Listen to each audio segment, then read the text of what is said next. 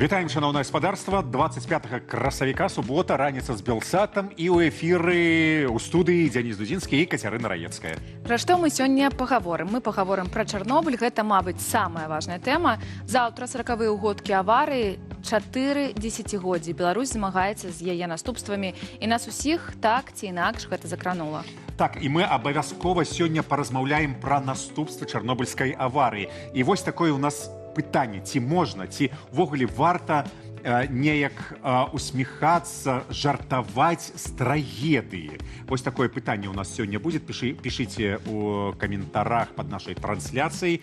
Чаму справа ў тым, што адказу нашыя карэспандэнты на гэтае пытанне шукалі на антыядравым стэндапе, які на гэтым тыдні адбыўся ў Варшаве. Давайце паглядзім, што такое антыядравы стендап.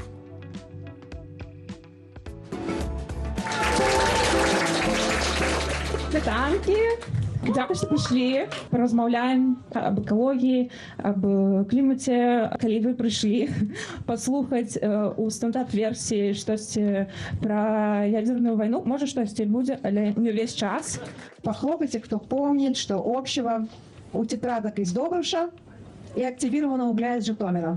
Короче, оба эти завода находятся в загрязненной зоне, и моя мама запрещала покупать мне и эти тетрадки, и этот уголь, потому что настолько она боялась токсичности. Я веру, што гумар адзін з інструментаў, як можна працаваць з траўмай, а чарнобыльская катастрофа гэта дакладна наша агульная траўма. Да, моя бабушка гидроне стронция. Почему же стронций к 60 годам уже дважды полураспался? А моя бабушка стабильно выдает токсичный фон. Я імкнуся развівацца ў стендапе і браць розныя тэмы, і ў мяне быў такі даволі грунтоўны рэсёрч, бо я дрэнна памятаю нейкія падзеі, звязаныя з гісторыяй нашай краіны і майго дзяцінства.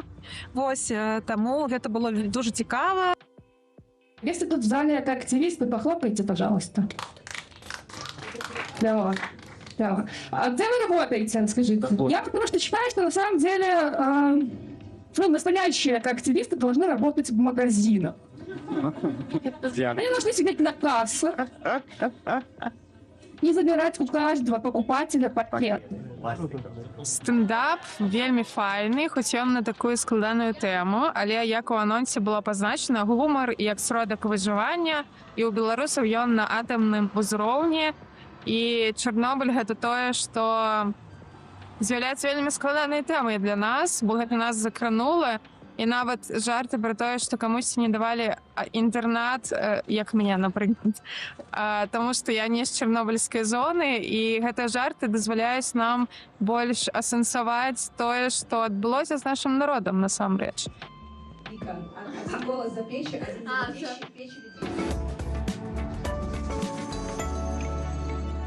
Сапраўды, гэтая тэма вартая ўсёй нашай увагі, бо наступствы Чарнобылю з намі назаўсёды. Нам нікуды ад гэтага не падзецца. І менавіта пра гэта мы зараз пагаворым з Янінай Мельнікавай, камунікацыйнай менеджеркай Альянсу «Зялёная Беларусь».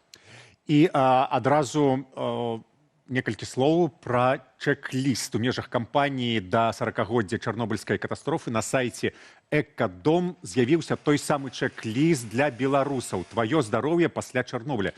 Як рабіць штогадовае прафілактычнае абследаванне. QR-код на гэты чэк-ліст мы зараз пакажам на экране, але ж больш падрабязней пра гэты самы чэк-ліст вы дазнаецеся заўтра ў нашым эфіры. Чаму увогуле ён спатрэбіўся, бо, здаецца, у Беларусі ёсць цэнтр радыяцыйнай медыцыны і абследавання тых, хто пацярпеў? Ці не, ці мы памыляемся? Вітаем, Яніна, па-першае. Па-першае, вітаем. Добрый дзень, добрай раніцы. І чуем вас. Для чаго патрэбны вось гэты чэк-ліст? Чаму ён спатрэбіўся? Вы ведаеце, канешне, у Беларусі ёсць адмысловы цэнтр. У Беларусі ёсць дактары, да якіх можна прыйсці, калі табе дрэнна. Але калі мы з калегамі размаўлялі пра наступствы чарнобыльскай катастрофы праз 40 год, мы зразумелі такую простую рэч, што трэба ісці не калі ўжо ўсё дрэнна, трошечки раней. І трэба глядзець на сваё здароўе з пункту гледжання сваёй персанальнай адказнасці. Бо, на жаль, беларускія ўлады на сённяшні момант пра здароўе беларусаў у кантэксце Чарнобыля ўвогуле амаль нічога не кажуць. Зараз мы бачым, як радасна кажуць пра пераадольванне наступстваў, як кажуць пра тое, што Чарнобыльская катастрофа дала нам магчымасць пабудаваць бяспечную новую атамную станцыю. Але ўсё, што мы чуем пра радыёнукліды, пра ападкі, якія засталіся ў беларускай земле, выглядаюць як, да прыкладу, цэзій-137, 30 год паў распад. І што гэта азначае? Гэта азначае, што праз 30 год у нас толькі палова гэтага цэзію знікла. А каб ён зусім знік, трэба 300 год. Гэта азначае, што ён працягвае накаплівацца, знаходзіцца ў глебе, у вадзе, у прадуктах харчавання і можа трапіць да чалавека праз ежу. Ён назапашваецца ў цягліцах, ён апраменьвае чалавека знутры, кожнага беларуса, а не толькі таго, хто жыве непасрэдна ў зоне, бо гэтыя прадукты перамяшчаюцца па ўсей краіне, змешваюцца, бо плямы гэтага цэзію, яны нераўнамерна дзесьці там аселі ў Гомельскай ці ў Магілёўскай вобласці. Іх можна знайсці і ў іншых рэгіёнах. Але збольшага праз 40 год пасля Чарнобыльскай катастрофы беларусы ўжо проста не глядзяць на гэтыя мапы забруджвання. Ідуць у лес, збіраюць ягады ці грыбы і добра, калі правяраюць іх. Але збольшага гэтага таксама не робяць. І атрымліваецца, што калі дзяржава табе не кажа, што гэта можа быць небяспечным і не кажа гэта на кожны дзень, а не раз на год ці раз на 10 год, то ёсць такі міф, што ўсё ўжо скончылася. І гэта я толькі пра цэзій кажу, а ёсць яшчэ стронцый, які ўвогуле можа быць прычынай лейкозу і хваробы ў крыві. А ёсць яшчэ тым самы плутоній, якому ўвогуле трэба для паўраспаду 24 тысячы год. Нават не десяткаў, не стагоддзяў, а тысяч год. І гэта ўсё уплывае на здароўе беларусаў. Таму, калі мы распрацоўвалі гэты чек-ліст, мы кансультаваліся з медыкамі, мы кансультаваліся з хімікамі і фізікамі, тымі, хто займаецца адмысловай радыяцыйнай бяспекай, хоць я б сказала, небяспекай хутчэй. І вось разам з імі вырашылі, што такі чек-ліст можа дапамагчы людзям, асабліва маладым беларусам, тым, хто нарадзіўся пасля Чарнобыля, і ім можа падацца, што Чарнобыль на іх не ўплывае. Дык вось ён можа дапамагчы ім проста быць больш уважлівымі да свайго здароўя, да таго, што з імі адбываецца. І ў гэтым чек-лісце проста ёсць нейкі такі базавы мінімум, як кажуць, тых даследаванняў, тых аналізаў, якія трэба рабіць штогод, каб проста трымаць руку на сваім уласным пульсе, каб лепш разумець, што з табой адбываецца, і не прыйсці да доктара ў момант, калі ўжо ўсё дрэнна, а бачыць гэта проста ў дынаміцы. Што з тваёй шчытападобнай залазой, што з тваім сэрцам, што з тваімі цягліцамі, з тваімі косткамі, і гэтак далей, і гэтак далей. Вось гэта галоўная мэта гэтага чек-ліста праз 40 год пасля таго, як адбыўся Чарнобыль. А як насамрэч радыяцыя ўплывае на здароўе праз пакаленні?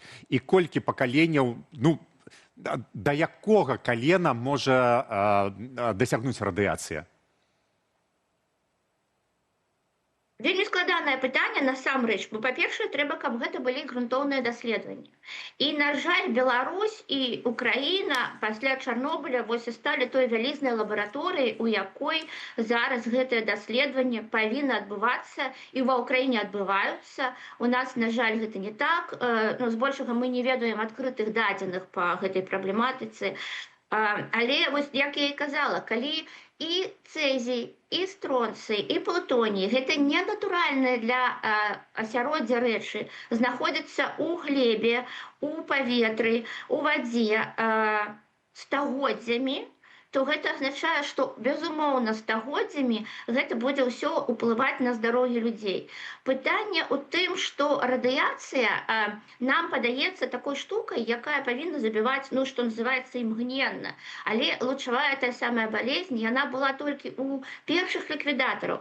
Усе астатнія проста назапашвалі ў сваім арганізме. І беларусы, якія жывуць зараз на забруджаных тэрыторыях, ці не жывуць, а проста там ездзяць да дзядуляў бабуляў, ці ходзяць у лес, але не ведаюць, ці брудны ён ці не. Яны ўсё роўна так ці інакш назапашваюць гэтыя усе радыеактыўныя розныя рэчывы, і пасля яно можа вылезці калі заўгодна. І зараз мы кажам толькі пра непасрэдны ўплыў, і калі ламаецца ДНК, вось мы размаўлялі з медыкамі, то там, канешне, іншыя працэсы. Там, да прыкладу, калі ў бацькоў нешта зламалася, то зразумела, што гэта можа перадавацца і ламаць ДНК іхніх дзяцей, і гэтак далей, і гэтак далей. То бок тут гэтыя даследаванні, я думаю, што яны павінны ісці не тое, каб дзесяцігоддзямі, а нават стагоддзямі, каб мы зразумелі добра гэты механізм. Самае галоўнае, што мы падкрэсліваем, гэта тое, што ўплыў не скончыўся. Ён працягваецца, і таму, менавіта таму трэба вось быць пільным да сябе самого. Калі ўжо дзяржава не хоча нават у такія даты размаўляць з намі пра такія складаныя рэчы, як уласнае здароўе беларусаў, то нам застаецца гэта рабіць самастойна. Рабіць гэта з дапамогай такіх чек-лістоў, такіх кампаній, дактароў, якія гатовыя з вамі пра гэта размаўляць. І вось неяк так змагацца з гэтым. Да рэчы, вось QR-код зноў ёсць на экране. Калі ласка, пампуйце чек-ліст. Калі не можаце выкарыстаць QR-код, зайдзіце на сайт Экадома. Я учора PDF-ку спампавала. І, да рэчы, хачу заўважыць, што там ёсць такія поінты, напрыклад, пра нашыя залозы, пра даследаванні нашага арганізму, якія тычацца менавіта беларусаў. Бо калі мы жывем, напрыклад, у іншых краінах, нехта ў эміграцыі, ўсё ж такі парады дактароў у іншых краінах адрозніваюцца. І трэба заўсёды памятаць, як пытаюць гэтыя лекары, а чаму вы робіце гэтае УЗІ заўсёды кожны год? Таму што у нас быў Чарнобыль, і мы яго адчуваем і зараз. Да рэчы, вось Астравецкая атамная станцыя. Гэта ж таксама, нібыта, у перспектыве нейкая небяспека. Ці калі яно ўсё добра працуе, як кажуць, дык і няма ў гэтым небяспекі? Ведаеце, я заўсёды, калі кажу пра Астравецкую АЭС, заўсёды кажу, што мы не можам казаць пра атамныя станцыі ўвогуле ў кантэксце бяспечнага нечага. Безумоўна, любая атамная станцыя небяспечная. Нават калі яна працуе ў штатным рэжыме, так ці інакш яна выкідвае радыеактыўныя рэчывы ў атмасферу, у паветры. Дзеля гэтага ёсць убудаваныя гэтыя вялізныя трубы, праз якія ідуць выбрасы. Гэта так званы звычайны стан рэчаў, гэта такі тэхналагічны працэс, ён менавіта так выглядае. На 100% чыстых выкідаў у паветра быць не можа. Гэтыя рызыкі яшчэ больш узрастаюць, калі, напрыклад, на станцыі змяняюць паліва, а яго змяняюць штогод. Частку гэтага паліва выцягваюць з рэактару і замяняюць яго новым палівам. І вось у гэтыя моманты такія рызыкі яшчэ больш падвышаюцца. Плюс ёсць даследаванне, да прыкладу, нямецкіх навукоўцаў, яно небяспрэчнае, але тым не менш, яно добрае для дыскусіі, калі б яна была ў нас у грамадстве адкрытая дыскусія пра тое, што побач з атамнымі станцыямі дзеці да 10 год часцей хварэюць на лейкемію. І гэта жудасна насамрэч. І нават калі зараз гэтага няма побач з Астравецкай АЭС, у любым выпадку, я думаю, што ўсе беларусы хацелі б, каб такія даследаванні праводзіліся, і каб вынікі гэтых даследаванняў былі адкрытыя і публічныя, каб мы ведалі, як яно ўсё ўплывае. І гэта мы кажам з вами толькі пра станцыю, якая працуе ў звычайным рэжыме. Мы не кажам пра тое, што на гэтай станцыі было шмат розных інцыдэнтаў, якія грамадскасці зноўку сталі вядомымі не таму, што беларуская дзяржава захацела з намі гэтым падзяліцца, а таму, што не было як схаваць. І гэта вельмі падобна на тое, што адбывалася 40 год таму падчас Чарнобыльскай катастрофы. Калі мы даведаліся пра праблему, пра катастрофу, не таму, што савецкая дзяржава захацела папярэдзіць грамадзянаў, каб яны берагліся, а таму, што не было як схаваць, калі ўжо там у Швецыі знайшлі гэту радыяцыю, калі там зафіксавалі, калі там галасы Радыё Свабоды пачалі пра гэта савецкім грамадзянам распавядаць, ну тады ўжо яны вымушаны былі пра гэта распавесці. І вось зараз уся сітуацыя вакол Астравецкай АЭС, яна вельмі падобная вось гэтай спробай не тлумачыць, не размаўляць з людзьмі, а закідваць усё такімі прыгожымі лозунгамі пра бяспеку, пра тое, што зараз гэта не тое, што было у Чарнобылі, што гэта рэактары іншага пакалення, гэтак далей, але ў любым выпадку гэта агромны, небяспечны, я так скажу, самавар, які проста грэе ваду і дае нам электрычнасць, але які можа на нас уплываць у такой значнай ступені стагоддзямі, калі нешта здарыцца, што мы нават уявіць сабе гэтага не можам. І гэта варта прынамсі грамадскага абмеркавання, і было б, канешне, добра, калі б тыя, хто зараз кіруюць Беларусю, я не пытаю ілюзій, але я спадзяюся, што калі-небудзь мы дазнаемся ўсё, што там адбывалася, і будзем лепш разумець, у чым гэтая станцыя нам максімальна небяспечная.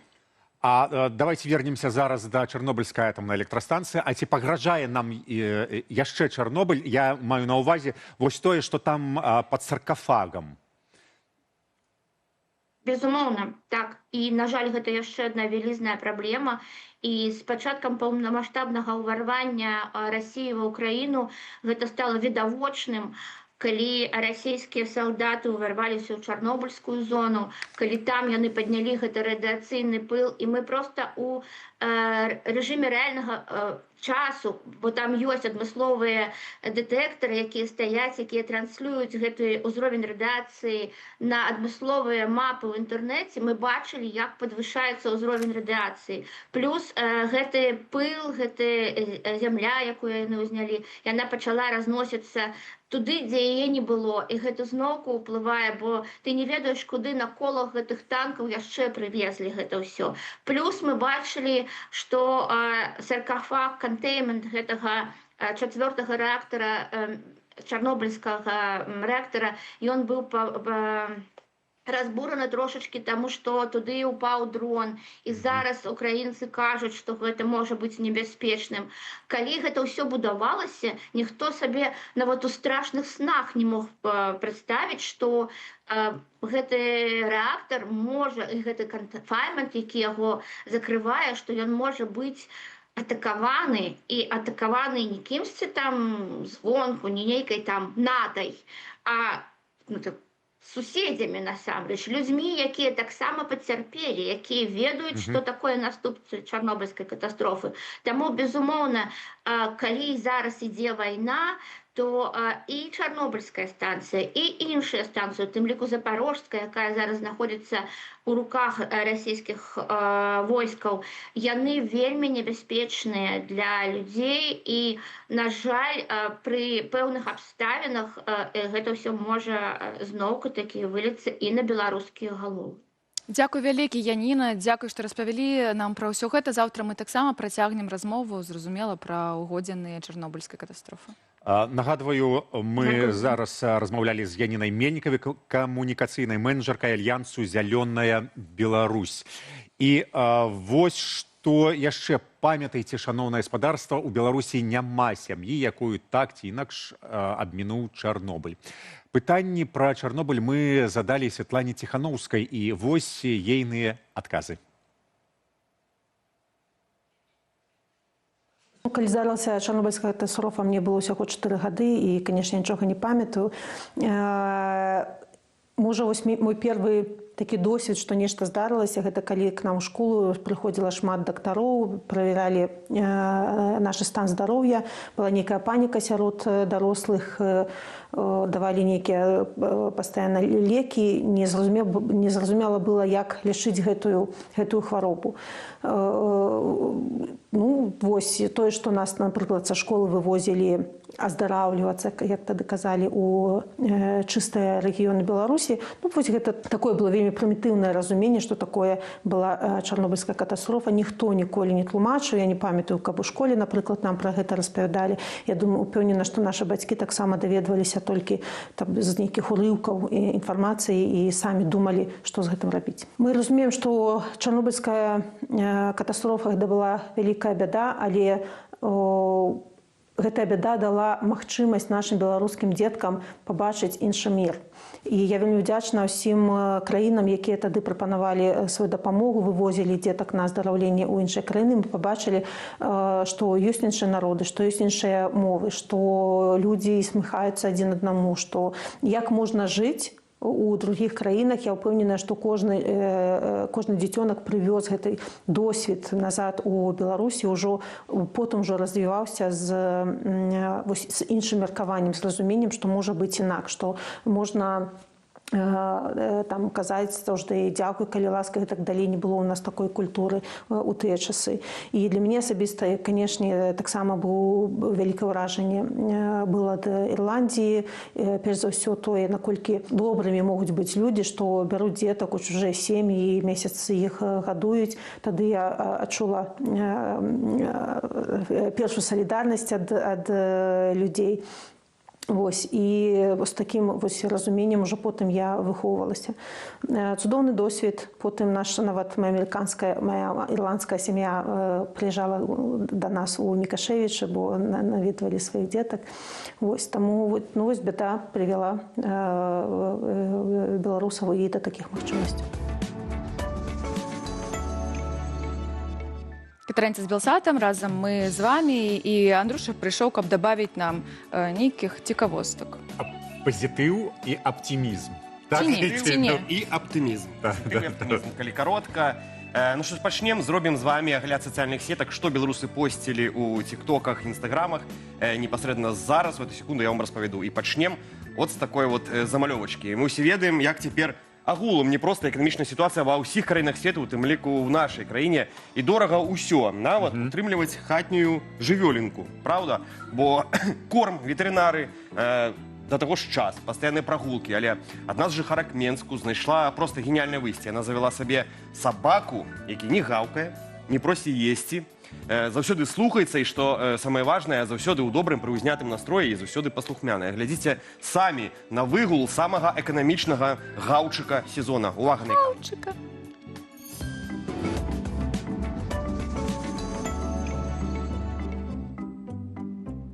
Глядзіце уважліва, гэта адзін з гіпермаркетаў Менску. Проста надувны шарик у выглядзе сабачкі, якая потихонечку перабірае ножкамі. Смешна, што шарик і шарик гэта падобныя. Гэта і імя, і паветраны шар, нібыта. Там такая...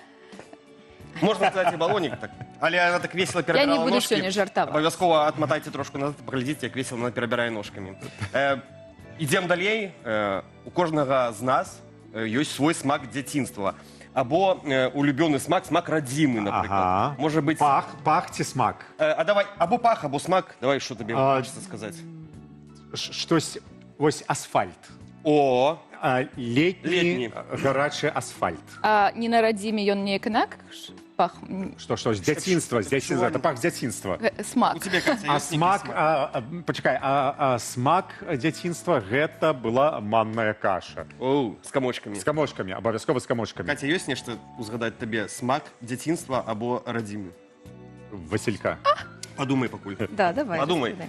Ну вось, для многіх беларусаў вот гэты смак дзяцінства або смак радзімы гэта той самы легендарны полацкі сырок панда. Ці ведаеце, памятаеце? Конечно, ёсць дзяўчынка, ёсць панды. Так, але вось апошнім часам у інтэрнэце пачаўся сапраўдны вэрхал, пайшлі чуткі, што вось гэты наш любімы сырочак, любімая панда, можа знікнуць з палец крамаў назаўсёды, таму што яго аўтар, полацкі малочны камбінат, апынуўся ў цяжкім становішчы. Завод не рамантаваўся там 40 гадоў, абсталяванне састарэла, ніколі так не было, правда? Работнікі камбіната не на жарт занепакоіліся, ці не заменяць іх роботамі, ці будуць скарачэнні, каб супакоіць людзей. У Полац нават прыехала там адна дзяячка, Качанова прозвішча. Наўрад ці вы чулі пра такую? Ці захаваюцца новыя уладальнікі, ці захаваць вось уладальнікі новыя, гэта будзе Санта-Брэмар, той самы полацкі смак, ці панда стане проста часткай вялікай карпорацыі. Пакуль што на сёння невядома, але мы будзем вельмі чакаць, што ўсё-ткі нашыя сыркі застануцца. Так откуда вы ўзялі, што гэта вядомыя сыркі? Ну, я першы раз, вось гэтыя сыркі, я першы раз, я памятаю, зялёныя такія, нешта было, а гэта... Давай нас рассудзяць нашыя гледачы, паважаныя гледачы, калі ласка, пішыце, ці ведаеце вы пра тыя самыя сыркі панда, которые вы зараз бачылі. так, і которые вы бачылі Ты ў не любой памятаеш краме. панду? Ну, Не, вось такія сыркі з такой панды, я не памятаю. Ну, Былі іншая іншыя, была зялёныя зялёная. такія. Ну, Дзяніс, час ідзе. І там не панда Давай была. далей. Ёсць нешта беспандаўнае? Так, значит, трымайцеся, аматары прыгожага контенту. Наступнае відэа, якое мы вам пакажам, мы ўжо паказвалі раней, але акурат цяпер сезон. Яно дакладна прымусіць вас дастаць свае смартфоны і пачаць планаваць маршрут на бліжэйшыя выходныя.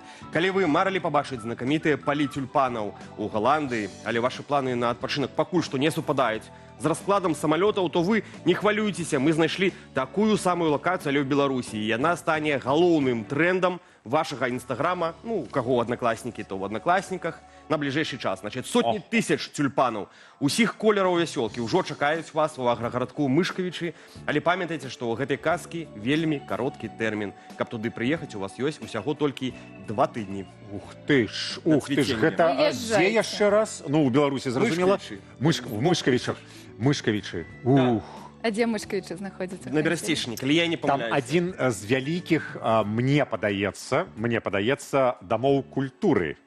О, У Мышкавічах бачна вось лепіце нам. такенны, там як такі это палац спорту. маштаб 1 Палац Калі вы з спорту такі.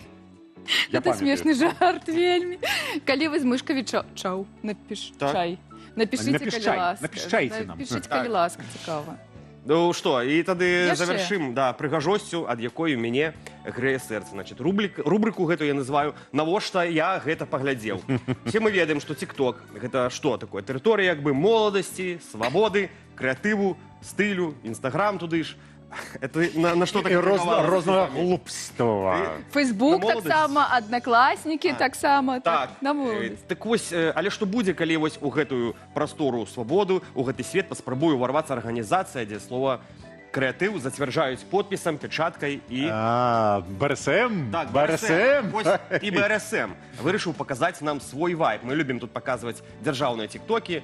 Ну і атрымалась, як бы вам сказаць. Калі вы заўсёды марылі ўбачыць, як выглядае іспанскі сорам у чыстым выглядзе, хаця, можа быць, не так кепска, то вось ён, давайте паглядзім з гукам, увага на экран.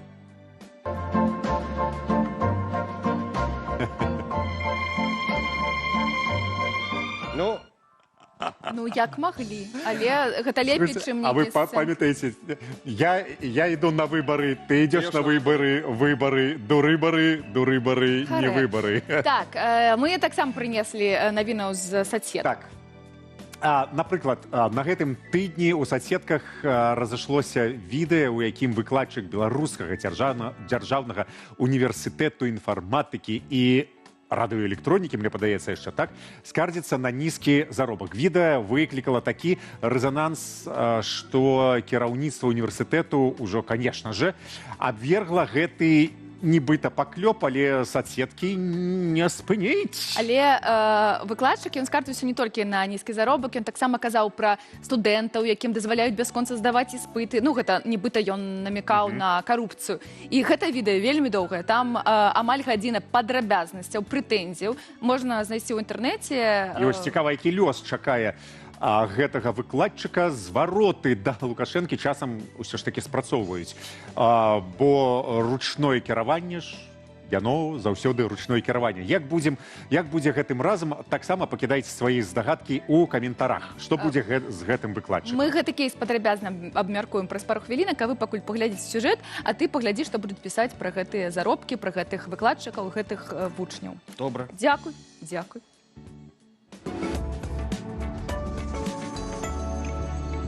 На тыдні ў акадэмічным асяроддзі Беларусі разгарэўся сапраўдны гармідар. Канфлікт выйшаў у публічную прастору пасля таго, як старэйшы выкладчык кафедры праграмнага забеспячэння інфармацыйных тэхналогій БДУІР Дзмітрый Аношка апублікаваў у YouTube адкрыты зварот да Аляксандра Лукашэнкі. Выкладчык з 12гадовым стажам прадэманстраваў выпіску са свайго рахунку. Яго заробак за лістапад 2025 года склаў усяго 87 рублёў. Гэта значыць, што спецыяліст, які рыхтуе кадры для IT-сферы, атрымаў у 6 разоў менш за афіцыйную мінімалку. Аднак прыніжаючыя паводле выкладчыка 87 рублёў гэта толькі вяршыня айсберга. Аношка агучыў сур'ёзныя прэтэнзіі да кіраўніцтва універсітэту, якія тычацца не фінансаў, а этыкі і законнасці. Адказ Бадуір не прымусіў сябе доўга чакаць. Ужо на наступны дзень прэс-служба ВНУ апублікавала афіцыйныя дадзеныя, якія рэзка кантрастуюць са словамі Аношкі. Паводле статыстыкі універсітэту, сярэдні заробак выкладчыкаў летась склаў амаль 3000 рублёў.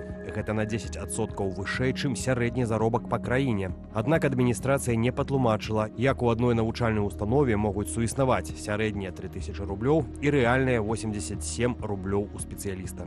Каб зразумець, хто бліжэй да ісціны, варта зазірнуць у агульнарэспубліканскі банк вакансіяў. На сённяшні дзень сітуацыя ў вышэйшай адукацыі выглядае неадназначна. Калі адкінуць пасады рэктараў і дэканаў, то для старэйшых выкладчыкаў і дацэнтаў у рэгіёнах і сталіцы прапануюць ад 900 да 1400 рублёў за поўную стаўку без уліку надбавак за стаж і навуковую ступень. Вакансіі з заробкам вышэй 2000 рублёў сустракаюцца вельмі рэдка і звычайна патрабуюць наяўнасці ступені доктара навук альбо працы на камерцыйных праектах.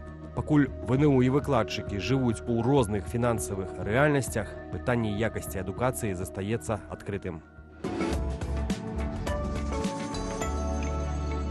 Так, гісторыя выйшла гучная, яе варта абмеркаваць, і дапаможа нам у гэтым кандыдат гістарычных навук, былы выкладчык Яўген Красулін. Вітаю. Яўген, вітаем вас. А вось такое пытанне, а колькі зарабляе выкладчык? Вот у ВНУ, у універсітэце... Ведаеце, ось яшчэ год 10 таму у БДУ выйшаў загад рэктара не агучваць заробкі. Якраз была справа, мою жонку хацелі выслаць з краіны, і мяне выклікалі ў суд як сведку, і я мусіў усё ж такі перад высокім судом выкласці гэтую таямніцу. Я тады атрымліваў на рукі, я не ведаю, колькі там было з падаткамі, но на рукі я атрымліваў каля 600 рублёў. Гэта 10 год таму? Гэта 10 год таму, но журналісты, якія сидзелі за спіной маёй у зале паседжання суду, там просто прайшоў такі... Я зразумеў, што гэта вось штосьці такое за гранню добра і зла ва ўяўленні нашых незалежных журналістаў. А вы ўжо былі кандыдатам гістарычных навук? Так, конечно. Давно, я з 2003 года кандыдат. Ось, уласна кажучы, так, гэта, конечно, ўплывае на фармаванне, бо ёсць стаўка, яна даволі невысокая, а далей ідуць там прэміі, надбаўкі за стаж, надбаўкі за званне, за гэтую самую... за ранг, там, доцент, профессор, кандыдат, доктор. Вось гэта ўсё, конечно, ўплывае. Ну і, конечно, колькі вы выкладаеце па часе, стаж, науку, якая у вас нагрузка. Нагрузка – гэта вось самае драматычнае пытанне.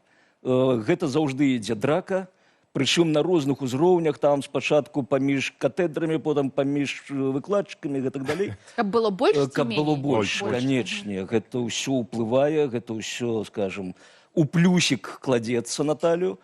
І, канечне, там, ну, такія справы, вось апошнія гады, асабліва, калі я выкладаў, гэта 20-21 год, гэта цудоўна проста мець аспіранта-кітайца. Вось у мяне быў аспірант-кітаец, і я, моя сям'я ўжо з'ехала з Беларусі ў той час, і я нарэшце зразумеў, што на гэты заробак можна жыць. Вось я тады пачаў атрымліваць крышачку больш за 1000 рублёў, і вось я сидзеў адзін у сваёй кватэры, тады яшчэ не арыштаванай, і, значыць, думаў, блин, кайф.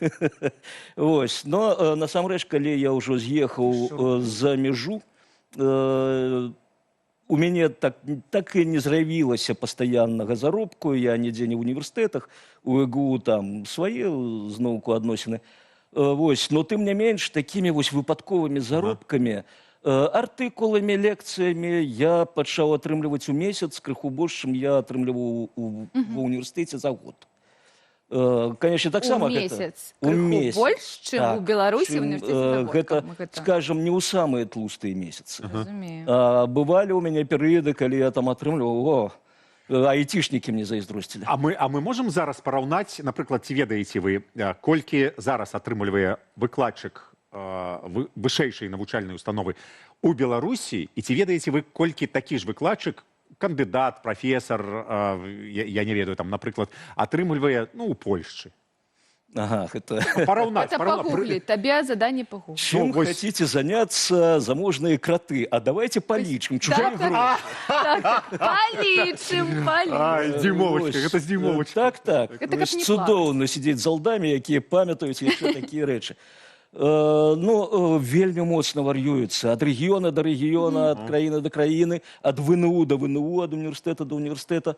Вось, скажем, у Польшчы, наколькі я ведаю, гэта, скажем, калі браць аналаг нашага дацэнта, гэта недзе, каля 1500 еўра і злотых. Там у злотах гэта будзе... Гэта на рукі ўжо. Так. Ну, это уже детали. Вось, можа бліжэй там да 2000. Вось, конечно, прафесура атрымлівае болей, калі ўзяць Злучаныя Штаты Амерыкі, там увогуле нейкія шестизначныя лекцыі плюс кнігі, І выдавецтва. кар'ера, можна збудаваць кар'еру, не проста, то бок ісці і разумець, што ў цябе яшчэ будуць там канферэнцыі, будуць нейкія заробкі, кнігі, усяляка такое. Цікава назіраць заўсёды, як у тых жа Злучаных Штатах, напрыклад, у Польшчы, прафесура, уся гэтая прафесура ідзе выкладаць. Яны ўжо прафесара, яны ўжо пісьменнікі, прафесара вядомыя, і яны ўсе ідуць, навукоўцы ўсе гэтыя ідуць выкладаць. Бо гэта прэстыжна, перш за ўсё, і па-другое, гэта заробак. Я б не казаў, што гэта ў Беларусі не надта прэстыжна, ведаеце, я калі ездзіў на машыне, якая таксама ў Менску засталася, у мяне заўжды ляжала універсітэцкая ксіва. Вось, у мяне такая праблема была, я не надта любіў праходзіць тэхагляд, вось, і там у мяне былі пропуски, даишник спыняет там, добра, шчасліва.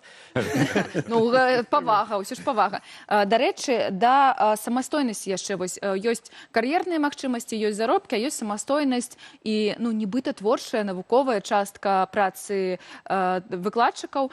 Якая яна была ў беларускім ВНУ, ці можа беларускі выкладчык мяняць праграму, нават дадаваць нейкія блокі, якія вось зараз актуальныя, цікавыя, напрыклад, там штучны інтэлект у якому-небудзь напрамку, а не гісторыя КПСС. Гэта ўжо не зараз. Ведаеце, калі ты чалавек творчы і прафесійны, ты з гісторыі КПСС зробіш, уласна кажучы, вельмі захапляльны курс. Вось была такая мода выкладаць гісторыю Вялікай Адчыннай вайны. Калі да яе падысці нармалёва творча, там можна такія перад студэнтамі адкрыць гарызонты, што потым я хадзіў, мае студэнты падпрацоўвалі ў рэстарацыях, і так бачылі мяне, запрашалі, давайте, наліем. Звычайна, ў кампаніях, там я казаў, ці ўсёй кампаніі, ці не трэба. Тады не трэба. Добра. Вось, такім чынам, калі вельмі шмат ад выкладчыка залежыць, вельмі шмат. І я не магу казаць, каб на мяне ціснулі. Вось, можа, вяршыня такога майго афігенія была, калі мне прапанавалі чытаць для магістрантаў нашага факультэта спецкурс «Дыктатарскія рэжымы». Дыктатарскія рэжымы Лацінскай Амерыкі. Вось, там же, разумееце, там можна проста вось у палёт адправіцца, што, уласна кажучы, і рабілася. І зноўку, заўжды рэкамендацыя. Рабіце паралелі з сучаснасцю, рабіце паралелі з Беларусій. Да калі ласка, даеш інфармацыю, параўноўвайце. Вось, і зноўку, тут жа задача вышэйшай адукацыі – гэта навучыць мысліць самастойна. Крытычна падыходзіць да інфармацыі, правяраць яе. Беларускай таксама? Я кажу у цэлым, у беларускай тым больш. І вось, калі мы з вами зараз размаўляем, праблема-то не столькі ў заробках. Праблема вось у гэтай індакрынацыі, якая ідзе ў Беларусі. Тое, што было за савецкім часам, вось, скажем, я б казаў, што за савецкім часам было больш жорстка ўсё. Зараз усё, зноўку, давайте зробім зніжку, што я 5 год ужо не выкладаю. Крыху меней за 5 год. Вось, таму я не ведаю, як там адбываецца. Я абшаюся з людзьмі, якія працуюць у розных універсітэтах краіны, у розных рэгіёнах. Зноўку, у рэгіёнах заўжды было горай, чым у Менску. Вось вы запытывалі пра праграмы, я пісаў праграмы тыпавыя, і, уласна кажучы, там мяне ніхто не абмяжоўваў. Зноўку, у мяне спецыфічная тэма. Гэта Азія, Афрыка, Лацінская Амерыка. Вось, і тут, канечне, вось я сышоў, я адзіны спецыяліст быў па дакалюмбавых цывілізацыях, і, уласна кажучы, гэта тэма ўсё. Вось я гляджу расклад роднага факультэта, і там яе няма. Так, а гэта, уласна кажучы, вось мы думаем, навошта гэта ўсё. Я, дарэчы, тут спрабаваў, я ў ІГУ чытаў спецкурс па дакалюмбавых цывілізацыях, но беларусы пакуль яшчэ не прасяклі вось гэты кайф, ведаць гэты свет. Мы настолькі засцярожаны на сваіх унутраных праблемах, што вось мы яшчэ не навучыліся. А гэта, дарэчы, адзін з істотных момантаў дэкаланізацыі. Калі мы пачынаем глядзець не толькі на сябе, вернемся, мы абавязкова вернемся. пачынаем... Майя, інкі, ацтэкі, Атауальпы, Куско, Мачу-Пікчу. Гэта вельмі добра, але праблемы... А вы самі калі-небудзь былі сведкам канфлікту паміж адміністрацыяй ВНУ і выкладчыкам? Вось як гэты кейс, які мы прыводзім у прымер, у прыклад, то бок чалавек уже не змог, выкладчык уже не змог цярпець, он уже запісаў гэтую гадзіну відэа і ўсё распавёў, як яно ёсць. Ведаеце, ну, бывае, калі вось набалела, таксама атрымліваеш заробак, глядзіш на гэты ліст, аркуш, бачыш там лічбы, едзеш у метро, там прапанова, прыбіральнікі, там сваршчыкі, ось, думаеш, ё-маё, я тую дарогу абраў у жыцці ўвогуле. Вось, ну, потым гэта супакойваешся, скажем, разумееш, моя місія. Ось, ідзеш за гэтыя капейкі выкладаць. Наконт канфліктаў, ведаеце, канфлікты заўжды ёсць, не толькі ў універсітэтах. Я памятаю, у Мексіцы, калі я быў, працаваў в універсітэце Кінтана Роо, гэта па Юкатан, Кінтана Роо, горад Штумаль. Вось, і мне далі кампутер. Кампутер там падпісаны доктор Роблес. Выходжу во двор універсітэцкі, там стаіць намёт. Жыве доктор Роблес, вялікі плакат, скажем, протестую, что мяне звольнілі. Ён потым прыходзіў да мяне, там даваў улётку сваю. Вось ён лічыў, што яго несправядліва звольнілі. На тэрыторыі кампуса? Так, на тэрыторыі кампуса. Но зноўку, гэта не Беларусь. Па-першае, клімат іншы. У нас, скажем, у студзені-лютым не паставіш намёцік дзе-небудзь там на Бабруйскай.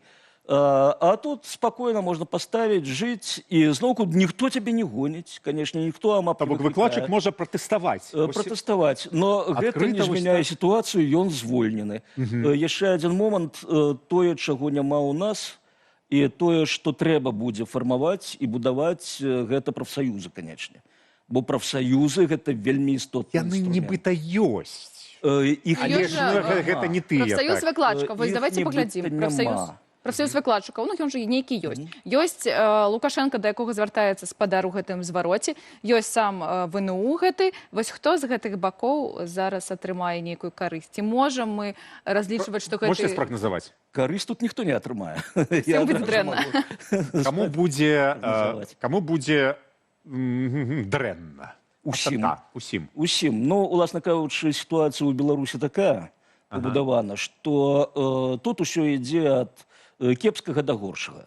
І, на жаль, пры гэтым рэжыме нічога не будзе. Ніякіх паляпшэнняў. Вось там спадзяюцца так, што зараз вось павеяла лібералізацыяй, зараз усё будзе, зараз нас адарвуць ад Масквы, зараз мы пойдзем на захад, усё. Не будзе. Вось сёння чытаў былой палітвязанкі інтэрв'ю, размову ў нашай Ніве. Там таксама вось гэтае спадзяванне. Ну вось ёсць жа гэтыя цыклы, там у 10-м годзе лібералізацыя, у 15-м лібералізацыя. Увесь час нагадвае карыкатуру старую. Стаіць, значит, лежыць чалавек на зямлі, над ім амапавец з дручком, значит, замах лібералізацыя, удар рэпрэсіі, замах лібералізацыя, удар рэпрэсіі. Вось гэта тое, што адбываецца. Пакуль будзе гэты рэжым, будзе вось так. І гэта катастрофа. Бо не так страшна, што заробкі маленькія, можа, і не такія маленькія ў большасці. Колькі страшна сам падыход. Мы зараз адрываемся ад свету, ад сусветнай інфармацыі, ад абшэння, ад трэндаў, ад літаратуры. На жаль. І гэта не проста на жаль. Зараз будучыня за тымі нацыямі, якія будуць лідарамі ў навуцы і адукацыі. А мы летим назад. Мы не просто стоим на месцы, мы летим назад. І гэта бачна. Гэта адчуваецца і бачна ўсё. Пачакайце, мы яшчэ не адчулі гэта. Напоўніцу гэта адчуецца потым.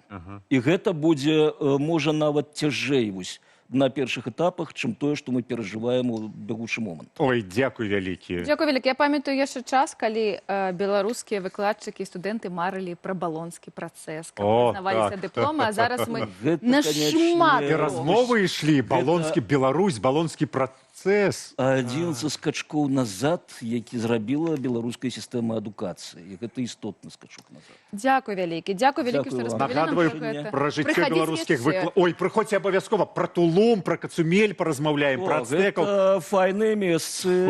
Прабачце, былі, бачылі гэта ўсё. Кандыдат гістарычных навук Яўген Красулін быў з намі сёння ў эфіры, а пра асабісты досвед узаемадзеяння з беларускімі ВНУ пішыце, калі ласка, у каментарах. Усім мы маем чым падзяліцца. А ў нас нас чакае палёт у космас. Так? Так. Лего скарыў космас, дакладней стратасферу. У Вялікай Брытаніі невялікі набор канструктара паднялі на вышыню амаль 35 кіламетраў. Гэта ў 3 разы вышэй за большасць пасажырскіх самалётаў. Пасля палёту Лего паспяхова вярнулі на зямлю. За запуск адказвала аэракасмічная кампанія Send into Space. Палёт увайшоў у кнігу рэкордаў Гіннеса як самы высокі запуск і вяртанне Лего. Палёт заняў каля 8 гадзін. Канструктар замацавалі на платформе з камерамі і GPS і паднялі на вышынным паветраным шары. Ён паступова ўзняўся праз воблакі да стратасферы. Там у разрэджаным паветры шар лопнуў і канструкцыя пачала спускацца на парашуце. Пасля прызямлення на борт шукалі праз сігнал. Разам з Лего ў палёт адправіліся і міні-фігуркі герояў фільму «Праект Авы Марыя», настаўніка Райленда Грейса і іншапланетніка Рокі. Іх выбралі як сімвалічны экіпаж, адсылку да гісторыі пра касмічную місію. У Фінляндыі падчас канцэрту ледзь не разбілі унікальную скрыпку 18 стагоддзя. У горадзе Лахце вядомы брытанскі музыка і дырыжор Мэцью Голс выпадкова зачапіў інструмент скрыпачкі Эліны Вяхеля. Скрыпка упала проста на сцэну. Аказалася, што гэта інструмент работы італьянскага майстра Джаванні Батыста Гуданіні. На міжнародных аўкцыёнах такія скрыпкі ацэньваюцца больш як у мільёна, часам і да 3 мільёнаў еўраў. Музыкантка амаль не памятае самога моманту, але паводле яе слоў на рэфлексе паспела падхапіць скрыпку нагой і так змякчыла падзенне. Я нават не ўсведамляла, куды гляжу і што бачу. І тое, што мая нага здолела падхапіць скрыпку, гэта быў неверагодны рэфлекс. Скрыпка атрымала нязначнае пашкоджанне. Пасля выступу інструмент адразу перадалі майстру, і ўжо на наступны дзень яго аднавілі. Сама музыкантка падкрэсліла, гэта быў чысты выпадак і ніякіх прэтэнзіяў да дырыжора ў яе няма.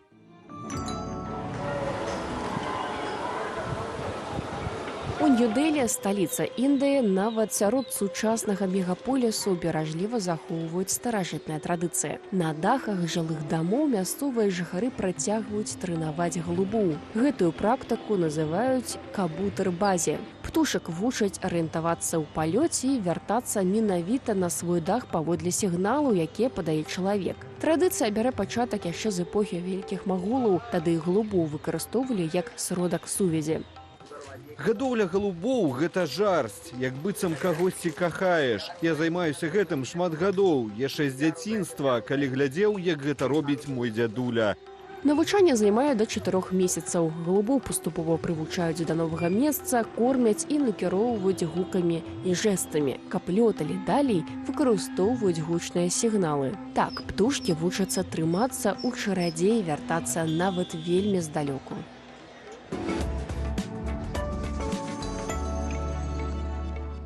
Нагадваем, шановне гаспадарства, заўтра спаўняецца 40 гадоў чарнобыльскай аварыі і, зразумела, з такой нагоды мы не маглі не запрасіць у студыю Сергея Бесараба, папулярызатара навукі, нашага вялікага сябра. Сергей, а змена парадзігмы Чарнобыля, так я разумею, гучыць тэма. Ты гэта чытаў па Сергею? Мне Сергей гэта распавёў некалькі хвілін таму. Ужо заўтра свет адзначыць 40 гадоў з дня аварыі на Чарнобыльскай АЭС. Мы зноў пачуем мора жалобы. Але пасля свайго выступу на варшаўскай тэдаксе я разумею, што менш за ўсё Чарнобылю патрэбны нашыя слёзы. Зона адчужэння – гэта не музей для інстаграм-тураў. Гэта наша першая дыпспэйс-калонія на ўласнай планеце. Трэба не змагацца з ёй рыдлёўкаю. Не трэба па-заліхвацку хлусіць у вочы, як гэта робяць да 40-й гадавіны беларускія прапагандысты. Трэба адаптавацца праз інтэлектуальны капітал. Галоўная перашкода для ператварэння зоны ў будучыню – гэта постсавецкая бюрократыя, у якой няма ні кампетэнцыяў, ні тэхналагічнай пісьменнасці, невядома ж соцень мільярдаў даляраў. Каб выратаваць тэрыторыю, трэба ўжыць для яе палітычную мадэль нобеленоснага эканаміста Пола Ромера – горад-хартыю, стварыць беларускую праспэру. Зона вылучаецца ў асобны радыяцыйны афшор. Ніякага мыта на ўвоз біятэху ці лабараторнае абсталяванне. Поўнае зняццё любых тэхналагічных мараторыяў. Толькі тады туды прыйдуць глобальныя грошы, бо для даследнікаў там схаваны святы грааль. Каласальны досвед і 40 гадоў уздзеяння на геном жывых відаў – гэта звышкаштоўны актыў для сусветнай геранталогіі, лячэння анкалогіі, пошука радыёпратэктараў. Сёння навука ўжо вывучае радыятрофныя грыбы з 4-го рэактара, напрыклад, кладаспорый. Дзякуючы высокаму ўзроўню меланіну яны літаральна сілкуюцца гама-выпраменьваннем, ператвараючы радыяцыю ў энергію роста. На гэтай базе фармацэўтыка распрацоўвае жывыя біяшчыты. Не свінцовыя, а біялагічныя панцыры са здольнасцю для самааднаўлення, якімі НАСА здолее абараніць ад касмічнага радыяцыйнага шторму экіпажы для палёту на Марс. Заходні свет ужо робіць менавіта так, ператвараючы пустэчы ў лабараторыі. Напрыклад, амерыканцы ў лабараторыі Савана-Рывер робяць медычны бізнес са старых і брудных аб'ектаў свайго манхэттэнскага праекта, назіраючы пры гэтым за біялогіяй. Беларусам таксама патрэбна капіталізаваць свой палескі радыёэкалагічны праект. Паглядзіце на Японію. Урад змяніў стратэгію ачышчэння Фукусімы на схему інавацыйнага ўзбярэжжа. Фукусіма – гэта цяпер рэгулятарная пясочніца, тэст-пляцоўка для роботаў і цяжкіх вайсковых і грузавых беспілотнікаў, бо законы забараняюць ім лятаць над звычайнымі гарадамі, а тут людзей няма. Больш за тое, цяпер і Фукусіма, і Наміё, непадалёку ад яе, ператвораны ў найбуйнейшыя заводы зялёнага вадароду. Прыклад Фукусімы можа паслужыць выдатным навукова-тэхнічным арыенцірам для Палесся. У Еўропы цяпер найвастрэйшы крызіс так званага сіндрому німбі. Пабудаваць гігаватны ветрапарк немагчыма. Суды, скаргі на цень і мёртвых птушак, касмічная цана зямлі. У зоне адчужэння абсалютная цішыня і 2500 квадратных кіламетраў раўніны. Без выбарнікаў і прыватнай уласнасці. Гэта рай для тэхналагічных карпарацыяў. Пры гэтым далей ад глебы трэба прыбраць звычайныя плугі і рыдлёўкі. Мы не сярэднявечныя сяляне, каб перадакладваць радыеактыўны бруд рукамі. Развязанні ў інжынерыі 21-го стагоддзя ўжо існуюць. Замест таго, каб глытаць пыл, пераворваючы радыеактыўную глебу, карэйскі інстытут ядравай энергіі паспяхова прадэманстраваў тэхналогію электракінетычнай рэмедыяцыі грунтоў і глебаў. У землю ўганяюцца адмысловыя электроды. Падаецца слабы ток, і за кошт электраосмасу зараджаныя іёны цяжкіх металаў і цэзію самі паўзуць скрозь вільгаць проста да катодаў. Ачышчэнне ідзе ціха. Пакуль гэта робіцца, а справа гэта не хуткая, сельская гаспадарка ў перыметры мусіць быць цалкам закрытаю. Толькі ізаляваныя вертыкальныя фермы. Аэрапоніка цалкам выключае кантакт каранёў з радыеактыўным суглінкам. Мы гарантуем харчовую бяспеку і тут жа тэстуем новыя сарты. Эмоцыі ніяк не дапамагаюць у навуцы. Чарнобыль забраў шмат чаго. Але ўзамен беларуская нацыя мімаволі ператварылася ў нацыю экспертаў у выжыванні ва ўмовах бесперапыннага ўздзеяння ізатопаў. Зона можа зрабіцца прэміяльнай міжнароднай інфраструктурою, глобальным цэнтрам даследаванняў і радыёбіялогіі. Гісторыю не выкрэсліць. І яе наступствы не трэба хаваць пад плугам ці слоем хлуслівай прапаганды. З іх трэба рабіць канкурэнтную перавагу на базе ведаў. Гэта магчыма. Дзякуй, Сергей. Дзякуй. Гэта вельмі цікава, але вельмі амбітна. Выкарыстоўваць тыя землі, забруджаныя землі, так. Вельмі амбітна, трэба шмат часу і шмат грошай, шановныя інвестары. Дзякуй вялікі, Сергей Бесараб. Сапраўдны навуковец распавёў, як трэба ўсё гэта пераўтвараць, манетызаваць усё тое, што перажылі беларусы. Дарэчы, ёсць яшчэ адзін беларус, які кажа беларусам ніколі не складаць рук, і ўвесь гэты час ён так нас натхняе, гэта выбітны беларус, нобелеўскі лаўрэат Алесь Беляцкі. Вось з ім прайшла сустрэча ў Варшаве. Давайте паглядзім, як гэта было.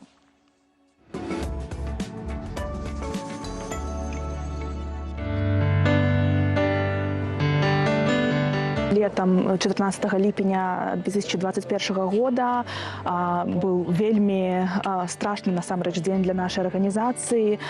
Былі затрыманы Алесь Беляцкі, а таксама нашыя калегі Уладзімір Лапковіч, Валентин Стэфанович. І фактычна як бы арганізацыя ў той момант засталася без кіраўніцтва.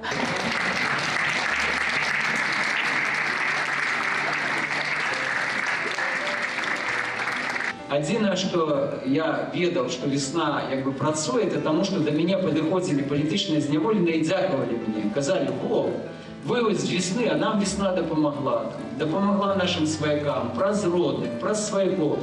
І для мяне это было як бы, разуменне, то, што весна ёсць, она працягвала займацца тым, чым калісьці мы пачыналі займацца яшчэ ў 96-м годзе. Мы ніколі не забудзем, і мы ведаем, кім насамрэч з'яўляюцца беларусы, беларускі народ. Вось калі мільёны людзей выходзілі на вуліцы з патрабаваннем свабоды, справядлівасці для нашай краіны. На жаль, нас не пачулі, і зараз гэтая мірная рэвалюцыя скончылася паразай, но нічога. Я перакананы, што будзе наступны раз і наступны шанец, і вельмі спадзяюся, што мы яго выкарыстаем на ўсе 100. Мы памятаем 20-й год, і мы памятаем ту сітуацыю, калі перад нами быў цяжкі выбар заставацца, з'язджаць. Мы засталіся, не трэба крыўдзіцца, і не трэба ставіць сабе як бы сітуацыю, калі ты пакрыўджаны. Трэба быць больш актыўным і адстойваць свае правы паўсюль.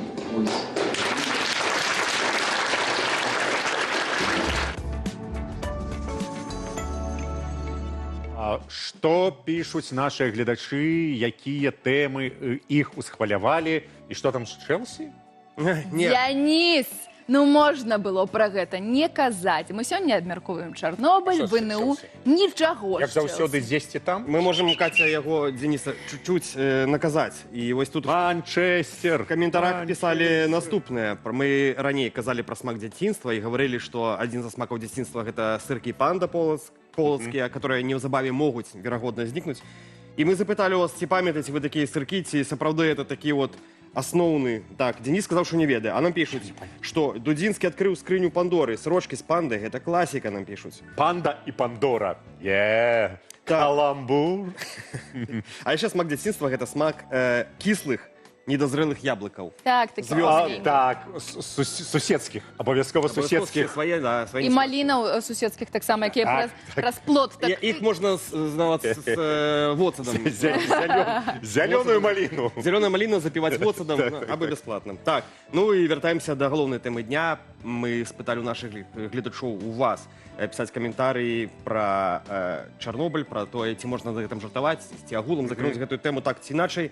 І вось Уладзімірович, каментатар, сапраўды вырашыў трошку, ну, не пажартаваць, але паразумнічаць, скажем так. Усё, што нас не забівае, дае нам хворае пачуццё гумару і нездаровыя метады адаптацыі, таму можна жартаваць, я лічу так. Згодзін, цалкам згодзін на 100%.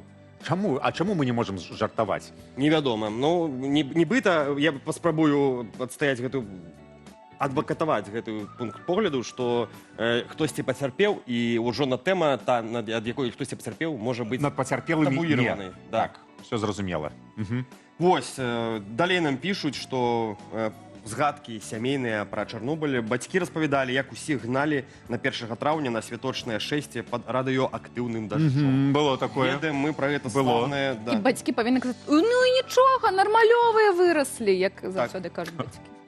Так. Дзякуй за мову, нам, дарэчы, пішуць. Калі людзі не могуць смяяцца над тым, што ім страшна, значыць, яны спрабуюць даць рады са страхам. Калі людзі могуць смеяцца. Калі смеяцца, значыць, гэта такая абаронная рэакцыя арганізму. Пра выкладчыка што-небудзь пісалі? Так. Які зварот запісаў да Лукашенка? Давай яшчэ трошку дададзім забароненых тэмаў для жартаў. Няма забароненых тэмаў для жарту. Соус Парк – ідэальны прыклад вам для гэтага. Вось на мяжы, где Кенні, у памяранчовым такім. Мульцік амерыканскі, правда? Амерыканскі. У якім жартуюць на ўсе тэмы. Яны забілі Кенні. Паўднёвы парк. Паўднёвы парк. Да. Добра, паўднёвы Саус-парк. Саус-парк. А я сказал, что... А я Саус-парк сказал выпадково. Саус-парк. Просто ты Ты сказал казаў Саус-парк. не вельмі казаў па-ангельску. Саус-парк. Я не умею Давайте. по-ангельски. Нічога пра ВНУ не пісалі пакуль? Зараз мы, пачакайце, Пішыце. дагартаць. Жарт добры ці не. Лепш якасныя чорныя жарты, чым стэрыльныя і паліткарэктныя. Калі жарт смешны, то ён добры.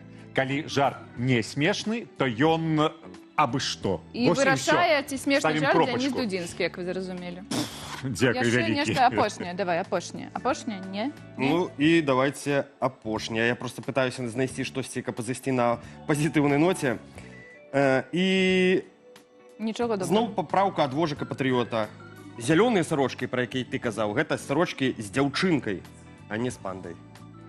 Вот так. Трэба адрозніваць дзяўчынак ад пандаў. Все, добра, робім невялікі музычны Давайте, перапынак да, нам і чакаем патрэбны новых перапынак. гасцей і вашых каментароў таксама. Пішыце пад трансляцыяй. Не кажы больш пра Чэлсі нічога, калі ласка. Не кажы, не трэба казаць. Вот это асабістыя рэчы, ты ведаеш? Ну навошта гэта ўсё? Мне ж галава забалела. Музыка.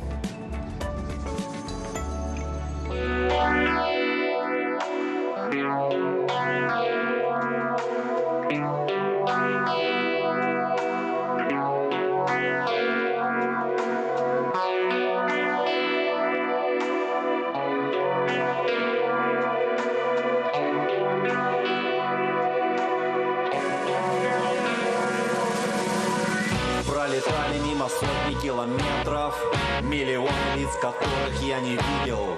Кожу обдувало незнакомым ветром. Я его вдыхал, любил и ненавидел. В голове моей одна и та же схема. Ну когда же меня выкинет на берег?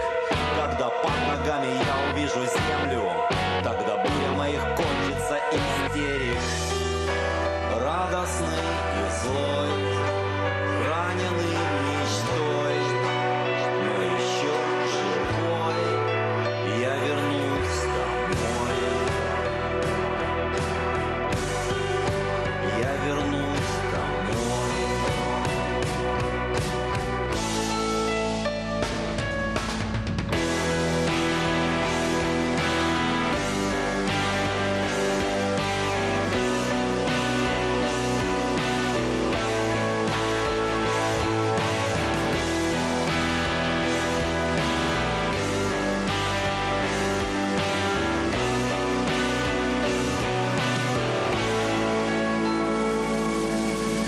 Человеком остаться и не быть скотом оказалось для многих неважно. То, что было, не зря, не жалею. Я все повторил бы сейчас точно так же. Помогал, не кидал, никого не сдавал. И порой было больно от вздоха. Как меня унесут с этой улицы, страшно, конечно, но мне было... Я не сдамся голодным вампирам, на дно не пойду и останусь живой. Я останусь живой и свободный, и обовязково вернусь домой. Я останусь живой и свободный, и обовязково вернусь домой. Я останусь живой и свободный, и обовязково вернусь домой. Радостный и злой, раненый мечтой, но еще живой,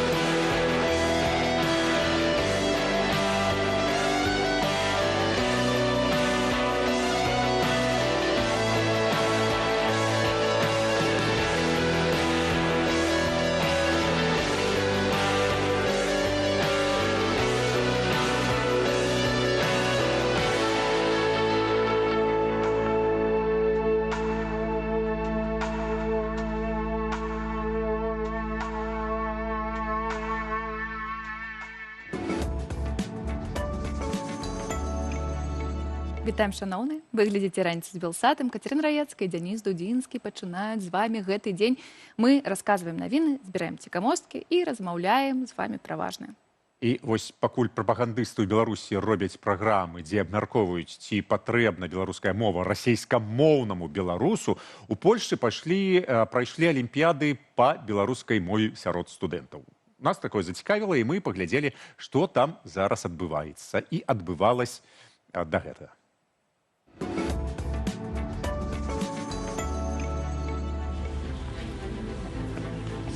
Вітаем вас на урачыстым фінале Алімпіяды па беларускай мове ў Польшчы.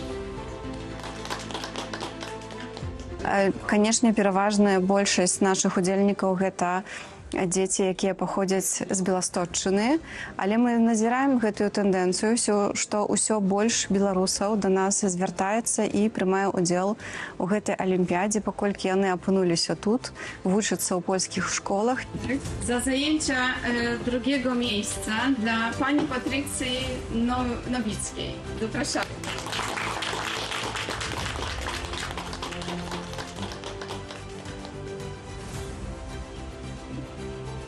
Ну, я вучуся беларускую мову так сапраўды ад першай класы падставовай школы. Я вельмі полюбіла гэтую мову. У нашых такіх рэгіёнах Беласточчыны вельмі многа людзей дальш гаварыць па-беларуску, і гэта вельмі добра для нашай культуры. І таксама літаратура беларуская, гэта таксама вельмі шырокія мае мэты, ці аб каханню, ці аб вайне. Ліст ад міністр адукацыі спадарні Варвары Навацкай. Запрашаем, спадар дырэктар.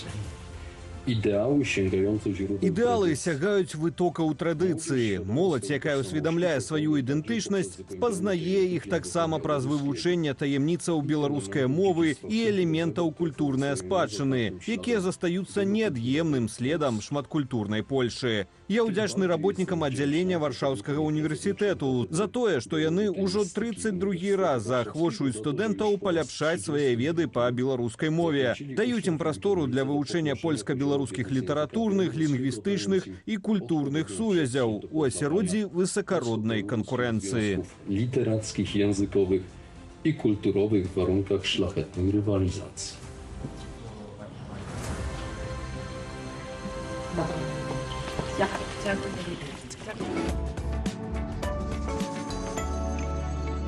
Ну, вы ведаеце, гэта вялікае замілаванне. Заўсёды, калі замежнікі размаўляюць па-беларуску, мы заўсёды гэта любім у раніцы паказваць. А да нас тым часам завітала Кацярына Андрэева, каб падзяліцца сваімі навінамі. Каця, вітаем цябе. Прывітанне. Вельмі прыемна бачыць. Зазірнуў у твае сеткі. У цябе, дарэчы, ёсць ужо сеткі Катарына Андрэева. Так, я аднавіла старонку ў Фейсбуку. Правильно, правильно.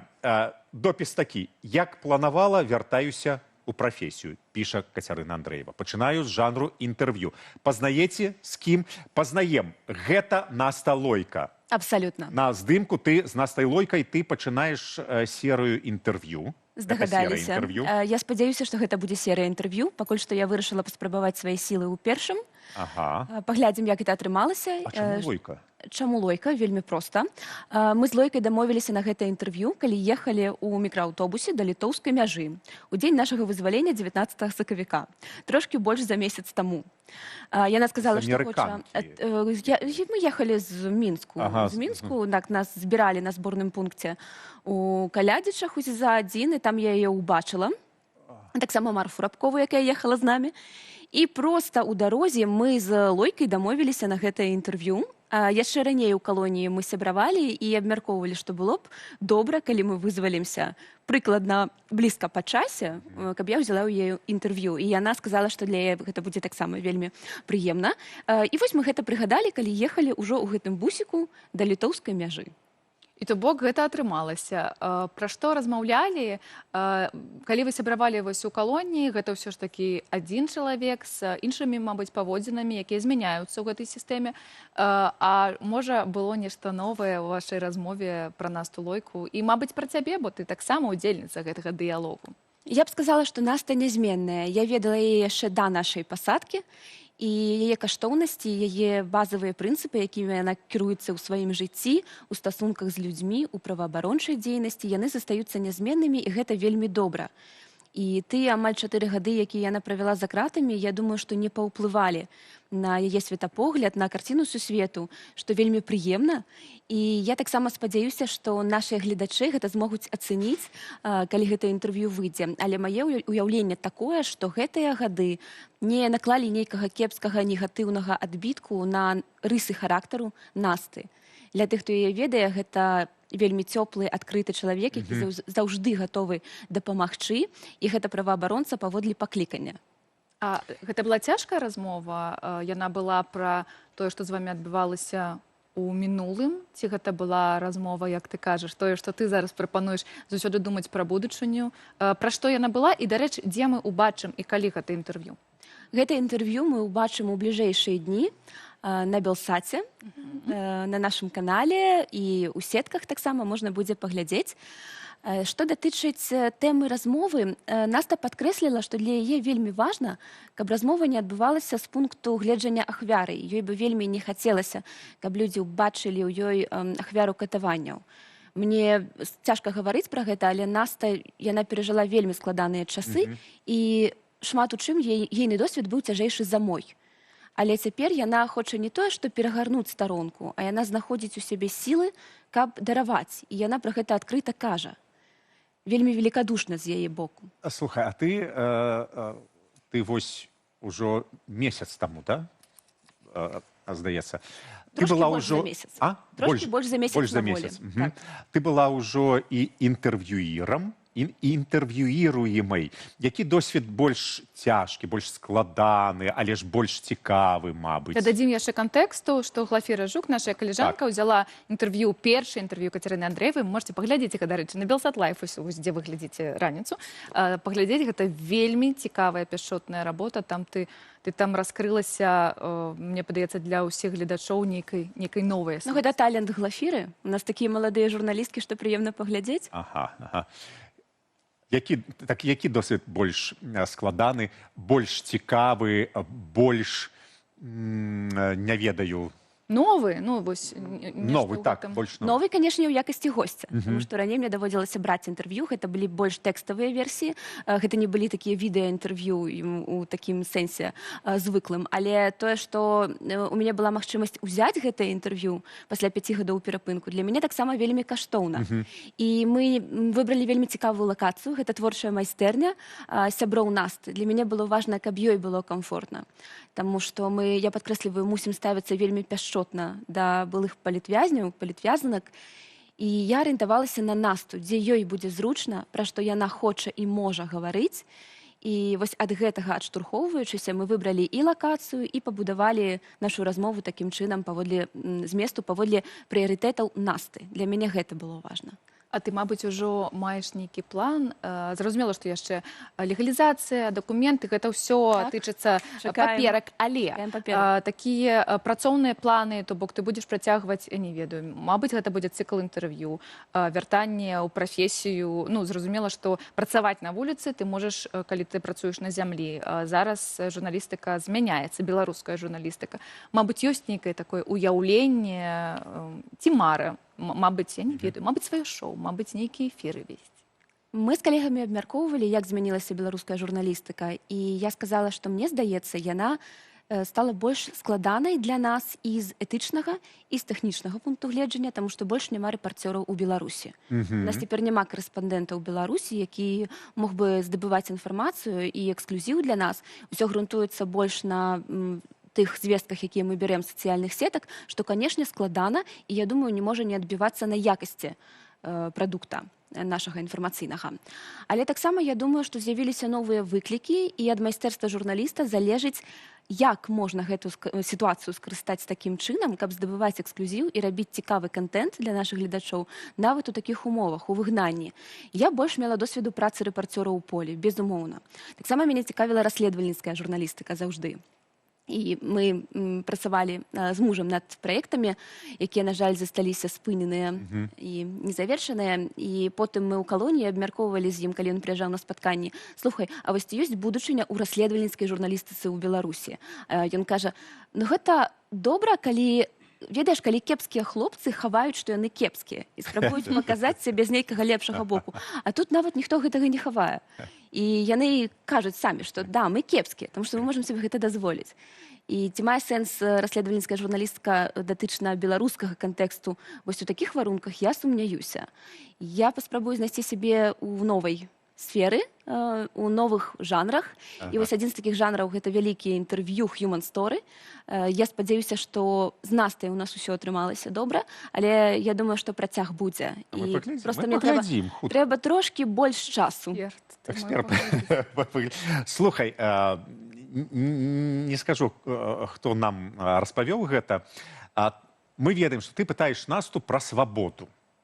Так. Было такое пытанне. Было, а вось твоя асабістая свабода, якой ты ее зараз убачыла, яна адрозніваецца ад той свабоды, якой ты сабе яе уяўляла? Адрозніваецца тое, што, канешне, адрозніваецца тое, што я уяўляла сабе дзень свайго вызвалення разам з мужам. І гэта самае галоўнае негатыўнае адрозненне чакання рэальнасць. А збольшага я ўяўляла сабе прыкладна такую ж падтрымку, столькі сяброў навокал, і што будзе ўсё так цёпла і пяшчотна. Я хацела гэтага, марыла пра гэта, часам сумнявалася ў гэтым, таму што, як я казала ў сваім інтэрв'ю, на 5-й год ты пачынаеш верыць, што пра цябе забылі. На шчасце, гэта аказалася не так. Збольшага свабода таксама такая, як я сабе яе ўяўляла, без галоўнага складніку, на жаль. Але ж мы чакаем, Ігора, чакаем і спадзяемся, што гэта будзе вельмі хутка. Ты пра гэта шмат кажаш, ты пра гэта так пяшчотна распавядаеш, што мне падаецца, шмат людзей, калегаў, гледачоў, яны ўсе жадаюць гэтага табе. Зараз яшчэ кажуць, што беларускія журналісты, беларускія актывісты, палітыкі, яны адарваліся ад беларускай рэальнасці. Ну, зразумела, 5 гадоў не быць на зямлі, не бачыць, не размаўляць з людзьмі, ты нават не заўсёды разумееш, што там па тэлебачанню прапаганда паказвае, пра што яна распавядае. Ты была ў Беларусі, але з абмежаванай таксама дасяжнасцю і да навінаў, і да рэсурсаў, але была з людзьмі, якія заўсёды далучаліся да гэтага, за краты да гэтага працэсу. Мабыць, ёсць у цябе нейкае меркаванне пра тое, што журналістыка ў выгнанні, яна ўсё ж такі адарвалася ад беларусаў. Што можна зрабіць з гэтым? Ці можам мы неяк інакш змяніць ракурс нашых размоваў, нашу тэму, нашых жанраў, у якіх мы працуем? Катя, мне складана крытыкаваць. Я чула такое меркаванне, што эміграцыя падобная да страты блізкага чалавека. І я думаю, што мы ўсе ў эміграцыі мусім быць лагоднейшымі і мусім добра ставіцца адзін да аднаго, проста таму, што нам усім цяжка. І я б хацела, нават калі Ігор вызваліцца, я кажу, што гатовая свой досвед абясцэніць, каб яму было больш камфортна адаптавацца. І таксама я думаю, што немагчыма ехаць увесь час на тым, што ты прасидзела 5 гадоў, ты палітвязень, і цяпер ты маеш нейкі прыярытэт альбо нейкую фору. Не ведаю, трэба рабіць працу, рабіць яе якасна, і цябе будуць ацэньваць паводле твоей працы. Але таксама я думаю, што мы мусім больш лагодна ставіцца адзін да аднаго ў эміграцыі і не знаходзіць нейкія супярэчнасці, якія можа выкарыстаць беларускія ўлады і прапаганда. І вельмі часта я заўважала, седзячы ў калоніі, калі нам паказвалі нейкія ролікі, злепленыя з матэрыялаў незалежных СМІ, але вывернутыя на карысць беларускай прапаганды. І тады я думала, што, магчыма, лепш устрымацца ад нейкіх рэзкіх каментароў, ад крытыкі, ад неабдуманых словаў, якія могуць выкарыстаць нашыя апаненты. А ці ёсць у вас, у каманды, у цябе асабіста нейкі плейліст ужо з імёнамі, каго вы жадаеце ўбачыць у якасці герояў? І ці будуць гэта, дарэчы, былыя палітвязні, палітвязнкі? Ігор, напрыклад, ёсць ён там? ужо. Ну, вы... Ігор пакуль ёсць у калоніі, на вялікі жаль. Чакаем, мы чакаем. мы Але ж чакаем. у спісе ён уже мусіць быць. Я дадам, просто я заўважыла, што з'явіўся нібыта новы жанр інтэрв'ю, бо Марына Золатова брала інтэрв'ю ў Машы Калеснікаў. Гэта две былыя палітвязанкі, яны вельмі глыбока паразмаўлялі. Ты ўзяла інтэрв'ю ў Насці Лойкі, мы ўпэўненыя, што гэта будзе вельмі цікава, вельмі пяшчотна. Вось далучаюся. Ці гэта будуць толькі былыя палітвязні, ці пакуль, мабыць, таямніцу не раскрываюць? Я думаю, што гэта вельмі добрая тэндэнцыя. Калі палітвязні размаўляюць з палітвязнямі, мы маем агульны досвед, мы разумеем, што нам баліць, і мы можам зразумець адна аднаго лепш, чым проста журналіст, які быў, напрыклад, гэтыя гады на волі. Гэта безумоўна. І мне было б таксама цікава ўзяць інтэрв'ю і ў Марыі Калеснікавай, тым больш, што мы стасаваліся ў калоніі, апошнія асабліва часы мелі такую магчымасць. І таксама абмяркоўвалі, дарэчы, тэму інтэрв'ю. Проста з Настай гэта абмяркоўвалася вось ужо ў дзень вызвалення. Так, пакуль ехалі ў бусіку, я проста не магла, каб яна не была першай маёй Я буду чакаць менавіта інтэрв'ю з Ігарам. Ігар. А наколькі гэта з этычнага пункту гледжання будзе? А гэта, мабыць, новы жанр, ведаеш? Ніхто так не рабіў. Чаму гэта не этычна? Вось мы сядзім разам. І што добрага, і што мы робім? І мы размаўляем, і ўсё добра. Нічога не можа сказаць. Паглядзім, калегі. Але я думаю, што гэта добры жанр інтэрв'ю палітвязняў з палітвязнямі. І ён гэта самая інклюзія. Гэта інклюзія, абсалютна інклюзіўна і эксклюзіўна, таму што яны гатовыя падзяліцца сваімі думкамі з тым, з кім прайшлі гэты цяжкі шлях. Дякую табе вялікі. Вось давайте паглядзім той кавалачак, які нам эксклюзіўна невялікі цізер далі, а пасля ўжо вы пабачыце вялікае інтэрв'ю на Белсаце. Мы знаходзімся ў цэнтры Варшавы. Гэта творчая прастора. Мне паказалі праз першых жа дней, як я была ў Варшаве, таму што я рабіла сустрэчу з сваімі сябрамі і сяброўкамі, і вось гэта месца мне параілі для такіх мэтаў, і яно вельмі утульнае. Гэтае інтэрв'ю мы з табой дамовіліся запісаць амаль год таму. Свабода, якая яна аказалася для цябе? Чаканне, рэальнасць? Свабода такая, як я сабе запланавала. Я не чакала, што это адбудзецца так хутка. Тое, што я доўгі час была ўвогуле на турэмным рэжыме, і я не атрымлівала зусім ніякай інфармацыі. Зараз я спрабую да любой з'явы падыходзіць з розных бакоў. І гэта той навык, які я атрымала хіба ў калоніі. У нас было такое спаборніцтва, хто першы дабяжыць да Насты, каб яе абняць. Я могу сказаць, хто перамагла, але яна яшчэ, на жаль, знаходзіцца ў зняволенні. Тое, што нельга рабіць у калоніі, так, абдымацца. Але мне заўжды хацелася цябе абняць, і ведаеш, што я цябе і абдымала. Да, мы парушалі. А мы парушалі правілы, да, мы парушалі. Можна казаць, што амерыканцы даціснулі. Я прямо чула такі прыліў нейкай дзёрзкасці, нават нейкага нахабства, то бок я там шла з гэтага штаба, і я была гатова ўжо дзверы КП просто ногой адчыняць, мне падаецца, да? Першы чалавек, які сказаў, што мы вольныя, гэта Джон Коул. Джон Коул, які зайшоў да нас у аўтобус на амаль на нейтральнай тэрыторыі. Так, гэта так і было. А з боку адміністрацыі нічога не зразумела. У меня няма пашпарта, у меня няма якіх рашэнняў. Я думала, якім чынам ты дагэтуль была на волі. Я могу прачытаваць, што дзякуючы КДБ так доўга прыбыла на волі, можа быць, часткова. Тут некалькі сакрэцікаў, умоўна, можа быць, якія мне вельмі дапамагалі. Ты за час свайго зняволення рабіла памылкі? Ну, не памылкі, ёсць проста рэчы, за якія, ну, можа быць, мне трошкі сорамна. Для мяне вялікі гонар называць сябе сваёй сяброўкай. І ты легендарная асоба ў беларускай праваабарончай дзейнасці і ў грамадскай супольнасці Беларусі. Дзякуй табе яшчэ раз вялікі шчыры. Дзякуй. Мы шмат гаворым сёння пра Чарнобыль, а заўтра будзе вялікае спецвыданне, прысвечанае гэтай тэме. Мы абмяркуем наступствы трагедіі, паслухаем успаміны, ўсё дакладна. Так, а вось сёння больш пра тое, як мы з гэтым досведам жывем і як яго пераасэнсоўваем. Як гэты досвед паўплываў на творчасць. Мы зараз паразмаўляем з беларускім мастаком Антосем Радзівонавым. Антось, вітаем. Вітаем. Дзень добры. Прыемна бачыць. У вас цэлы цыкл карцінаў пра Чарнобыль. Гэта нейкае ўраджанне, якое вы захоўвалі з гісторыю, якія ведаеце, ці гэта вас неяк закранула сабе? Ну, тут не зусім так. У мяне цыкл карцін увогуле не той ж, каб пра Чарнобыль, а агульна на тэматыку экалогіі, як у будучыні будзе эвалюцыянаваць прырода пад уздзеяннем чалавечай вось гэтай пад уздзеяннем чалавечага ўплыву. Называется она «Мутация памяти». Гэта Да, выстава называется «Мутация памяти», а на выставе будуць экспанаваны некалькі карцін, некалькі серый карцін. Гэта будзе на тэматыку, называется «Кіберказуркі», і марская тэматыка. Вось. А чаму менавіта мутацыя? То бок это працэс нейкі? Ну так. Ну, увогуле, вся прырода, як мы ведаем, яна эвалюцыянуе, яна прыстасоўваецца. І, напрыклад, я гэту серыю вось кіберказуркі пачаў ствараць яшчэ ў Беларусі. Частка прац была створана ў Беларусі ў 21 годзе, яна была вывезена потым у Польшу маёй жонкай. І там, напрыклад, я хацеў паразважаць, як меня калісьці вельмі ўразіў такі ёсць фільм «Чорная люстэрка». Там, напрыклад, ёсць серыя, дзе вымерлі пчолы, і людзі спецыяльна зрабілі робатаў, якія ствараюць падобных робатаў. Ну і вось я наконт гэтага вырашыў паразважаць. А все гэтыя працэсы, напрыклад, Чарнобыль, напрыклад, аварыя на Фукусіме, яна вельмі ўплывае на вакольнае асяроддзе, якое ўплывае і на нас таксама. Гэта нейкі такі міт атрымоўваецца. Слухай, я зараз гляджу.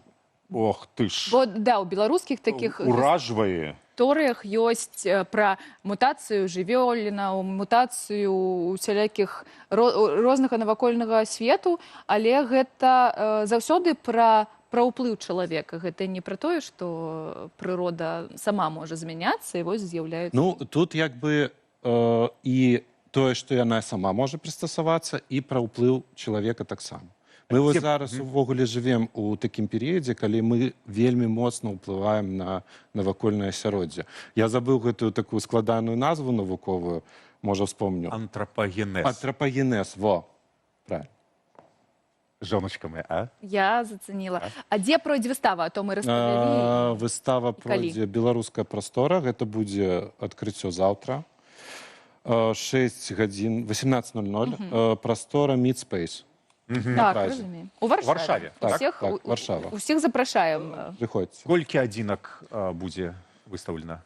Ну, на данный момент 19, але мы яшчэ з куратарам Даяной Кухто. Куратар, яна будзе аддаленая, яна ў Вільні сама. Мы будзем яшчэ, ну, можа, магчыма, нейкія працы не войдуць у экспазіцыю, а можа, яшчэ штосьці дададзім.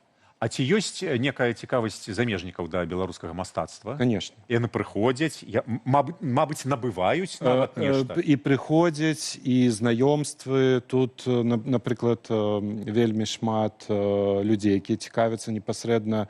Ёсць інстытут мастацтва, інстытут штукі называецца. Вось, і у меня ёсць знаёмствы непасрэдна з прафесарамі, якія канкрэтна у мяне яшчэ калісьці набывалі працы. Адкуль я ведаю... А, ужо не. Ты ведаеш... Ветрась, там быў ветрась такі. Адкуль я ведаю гэты каравеллу? Соцсеткі, напэўна. А, мабыць, слухай. Ці, мабыць, з дзяцінства. Гэта нешта такое, што аб'ядноўвае кожную Мабыць, так Уже мы падпісаны адзін на адно. Слухай, скажы, а прадаеш? Прадаю. Набывайце. Колькі каштуе? Дзе гэта можна ўбачыць? Ці ёсць сайт? Я в основном про соцсетки, потому что ну, зараз я не бачу сенсу, коли есть Инстаграм, есть Телеграм, есть ТикТок. Зараз ось ТикТок тільки освоїв, вельми сподобалося. Працює. Мені раніше вельми не подобалася назва ТикТок. Господи, думаю, это для неких... Дурниця некая. А на самой справе вельми класно, вельми можна, вельми белорусов шмат там. Так, і всі там контента белорусского, вельми сподобалося. Наш колега Андрей Сульжис так само каже, що там усьому молодежному. Починає освоювати стрес. А тренс уже давно. У мяне пытанне па вось тваім знаёмствам з мастакамі з іншых краінаў, з куратарамі. Ёсць у цябе нейкія такія назіранні, чым адрозніваецца беларускае сучаснае мастацтва, выяўленчае тэмамі, напрыклад, ад, ну, напрыклад, польскага і агульнаеўрапейскага? Ці ёсць такое, што у беларусаў гэта заўсёды пра нерв, пра тое, што адбываецца з намі, што ў душы, а у еўрапейскіх краінах ужо, ну, пра нейкія іншыя такія матэрыі? Не, я скажу так, колькі мастакоў, столькі адрозненняў. Все рознае абсалютна. Я не магу так сказаць, што, напрыклад, беларускае чымсьці вельмі адрозніваецца ад еўрапейскага. Ну, я, напрыклад, быў у галерэі Захента, по-моему, польскай, і мне вельмі спадабаліся ўвогуле працы некаторых польскіх мастакоў. Там ёсць ад абстракцыі, такой вось увогуле, які не кожны чалавек зразумее, да гіперрэалізму. Ну, вельмі цікавая праца, так, ну, нельга казаць. І я скажу, што наша беларускае мастацтва, оно не горш, у некаторых выпадках оно вельмі адрозніваецца ў лепшы бок. Мне вось гэта ўсё нагадвае польскі мастак Здзіслаў Бексінскі. А я яго вельмі люблю. Вы знайшлі адзін. Вельмі люблю. Дзякуй. Тут любяць такіх вось мастакоў, як Здзіслаў Бексінскі. Это нешта такое. Пакажаш. Гэта называецца магічны рэалізм. Магічны рэалізм. Я нават падпісан на яго Мы старонку. зараз усе живем у гэтым магічным рэалізме. Дзякуй, вялікі Антон. Так, нагадваем, выстава «Мутацыя памяці» Антося Радзівонова. Заўтра о 6:00 у Мідспейс. Вось есть. 18:00. 18:00, які ўвечары, ведаеце. Да, то можа в 6 рано прыйдзе. А мы зараз яшчэ раз нагадаем, што адбывалася ў Беларусі 40 год таму.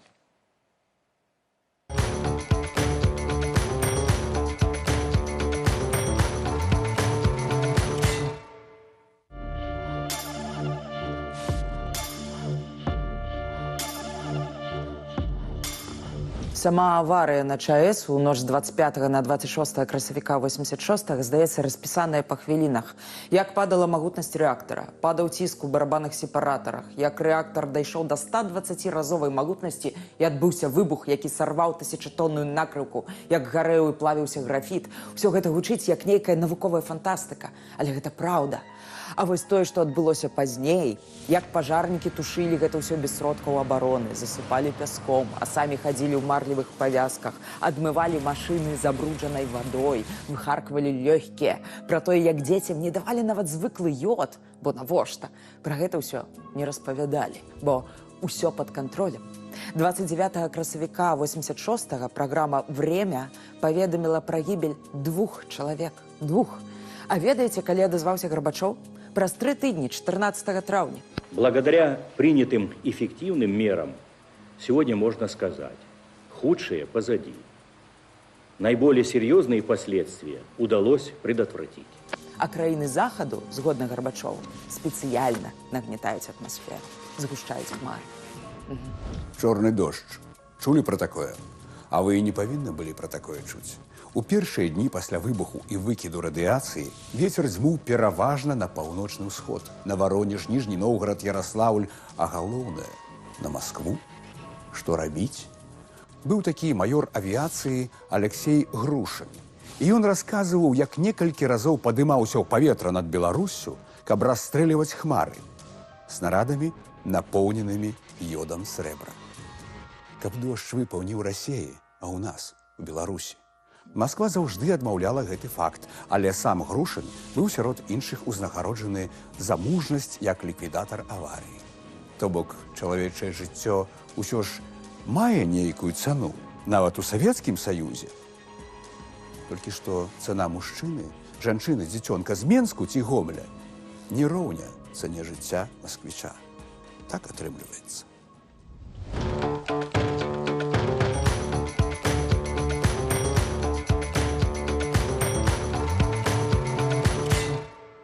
Я вось не ведала, што «Коса на камень» робіць таксама такія больш сучасныя выпускі пра сучасныя тэмы, але вось паглядзіце, сур'ёзна распавялі нам і дадалі колеру эмацыйнага ў нашу гісторыю. Было б цікава, напрыклад, ад Кацярыны Ваданосавай і Васіля Калача пачуць пра Марыю Кюры.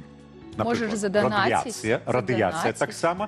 І вось гістарычная тэматыка таксама ім пасуе. Дзякуй, гаспадар прадзюсер. Захадзі на канал Белсат Хістары, данаць, і вось зробяць усё, як ты захочаш. Пачалося. Што гледачы пішуць? Так, пішуць нам гледачы наконт ядравай катастрофы 40 гадоў таму. Пішуць нам, што вінаваты наши суседзі з усходу. Як толькі яны не знішчалі Беларусь. І расстрэльвалі, і стралялі, і рассялялі, і травілі. Бачыць тут маскоўскі след. Давайте не будзем ва ўсім вінаваціць пішуць суседзяў. Пра хваробы, якія павыклікала гэтая катастрофа. Пішуць нам, што прапаноўвалі, як пазбегнуць радыяцыі. І прапаноўвалі ёд ды гарэлка. Вельмі падобна на гарэлку і трактар ад ковіду. Дарэчы, узгадалі і ковід. Ковід у Беларусі быў нічым не лепшы, не прасцейшы за Чарнобыль. Проста людзі гэтым разам не чакалі нечага зверху, а рабілі самі. Але таксама быў расійскі след. Калі дадаваць расійскі след пасля кожнага, мабыць, нас лепей глядзець будуць. А, ты пра гэта. Памятаю добра 86 год. Хадзіла цяжарная. Лекары маўчалі, у горле душыла, ніхто не дапамог. Мы не ведалі, што ў нас. Вот сапраўды, што было страшней. Не ведаць, што адбываецца, калі все вакол трошки такія суцішаныя, спакойныя, все адчуваюць, што нешта ёсць, але ніхто ўслых не кажа. А здагадкі, напэўна, сягалі яшчэ больш нечага. Але нічога даказаць нельга было. Але праўда аказалася яшчэ страшнейшая, чым здагадкі людзей. Больш за той, акрамя навукоўцаў, ніхто ж і не ведаў тады, што такое радыяцыя. Ніхто ж не распавядаў нам пра гэта. Ні дзецям, ні тым больш дарослым. Ну так, таксама людзі хвалююцца і за сённяшнія ядравыя атомныя электрастанцыі. Пішуць, што падаецца і Запорожская, паддонавы козыр Рашкі, паддывановы козыр Рашкі. А вось адзін з каментатараў піша: «Ні дранікі не ясі гэты дудзінскі, ні сыркі не ведае». І смайлікі. Дзякуй, што вы гэта заўважылі, а я з ім жыву. Не ем я дранікі, ну не падабаюцца мне дранікі. Панду не паважаеш? Не, сыркі я паважаю, але я не памятаю вось гэтыя, што паказвалі сінія з пандай. Я не памятаю іх. Зялёныя, мабыць, таксама з дзяўчынкай. Так і пісалі, зялёная з дзяўчынкай, а дзяўчынкі нашы пахожы, падобныя на пандачку. На пандачку. Панда, іці панда, панда, іці панда. І вось пішуць, у 86-м ела хлеб з кропелькамі йоду. Былі такія прапановы. І скончым на хорошым. 40 гадоў таму нам прарочылі, што беларусы праз 30 гадоў вымруць, але мы тут. Але мы тут, мы жывыя. Мы жывыя. Яшчэ давай. Не. Можа, яшчэ нешта добрае было. Ідзем. У мяне ёсць знаёмы, якому якраз цяпер 66 гадоў. Ён пажарны і удзельнічаў у ліквідацыі наступстваў Чарнобыля ад самага пачатку і да канца. Мае ўзнагароды. Дзякуй Богу, жывы і здаровы. І дзякуй усім, хто ахвяраваў сваім здароўем дзеля нашых жыццём. Дарэчы, я заўсёды хацела, пакуль у цябе YouTube ёсць YouTube, вось там вы можаце так зарабіць падабайкамі і панаціскаць гэты там супер кнопку, каб мы пабачылі, што вы нас бачыце. Паляцелі смайлікі. Яшчэ. А напішыце, я ніколі не глядзела... А чаму ты не паставіў? Я ніколі не глядзела паралельны эфір.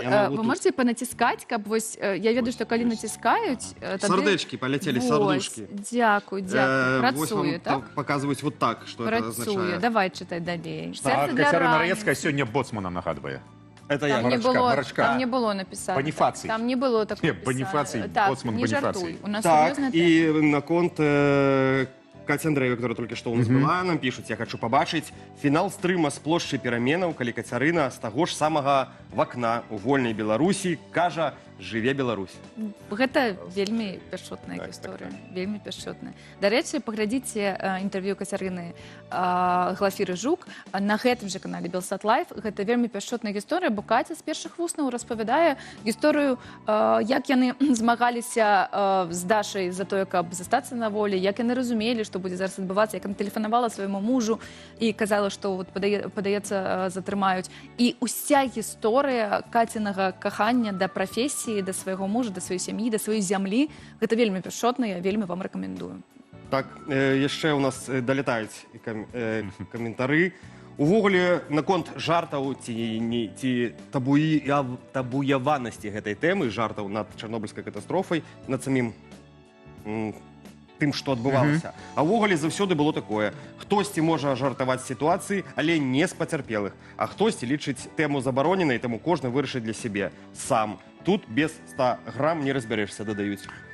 Падтрымаем. Гэта, я разумею, парада на любы час, так? І трохі палітыкі, куды ж мы без яе. Нарэшце. Некто таракан і зараз баіцца, каб народ не выйшаў на чарнобыльскі шлях. Таму трэці рэактар у Астраўцы будзе будаваць. Відаць, не збіраецца яго сямейка жыць у Беларусі. Дарэчы, пра чарнобыльскі шлях. Можете вось на той же сайт Экадома зайсці, і там ёсць такой расклад таго, што заўтра будзе адбывацца, у якім горадзе, дзе будзе чарнобыльскі шлях. Там шмат гарадоў, нават ёсць нейкія экаактыўнасці для дзетак, таму вельмі вам раім паглядзець і даяднацца да гэтага. Ну, а мы нагадваем, вы глядзелі раніцу з Белсатам. Дзякуй, што былі з намі. Ставце яшчэ раз падабайкі, каментуйце, калі вам бяспечна, і абавязкова да сустрэчы. Дзякуй вам, сустрэнемся завтра, вось тут. Да завтра.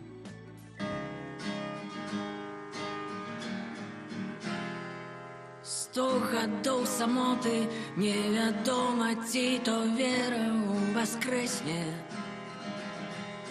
солнца над болотом, за колючим дротом сдратовали песни. Где ты, мой свет? Где ты, мой край? Где ты, мой смех? Кто тебя скрал? Мое кохание, покажи мне шлях додому. Мое кохание, не давай мне упасть и долу. Мое кохание, вечное блукание, и никто тебе ничего не пораить.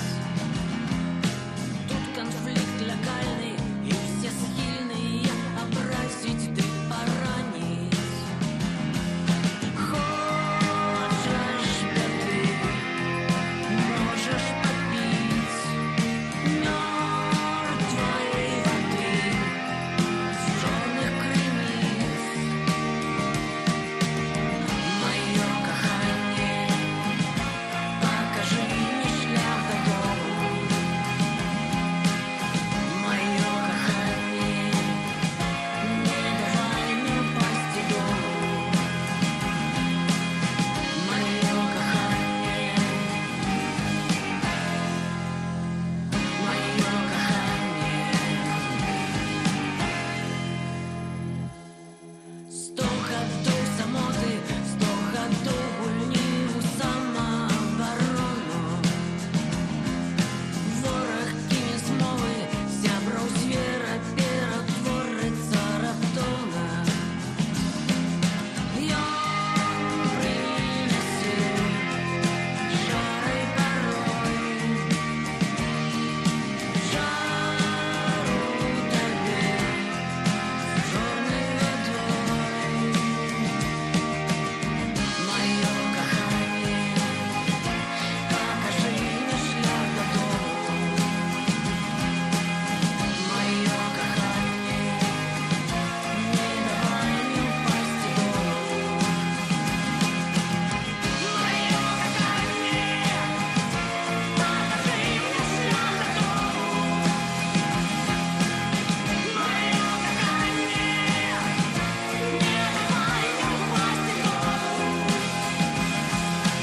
мне упасть і долу. Мое кохание, мое кохание.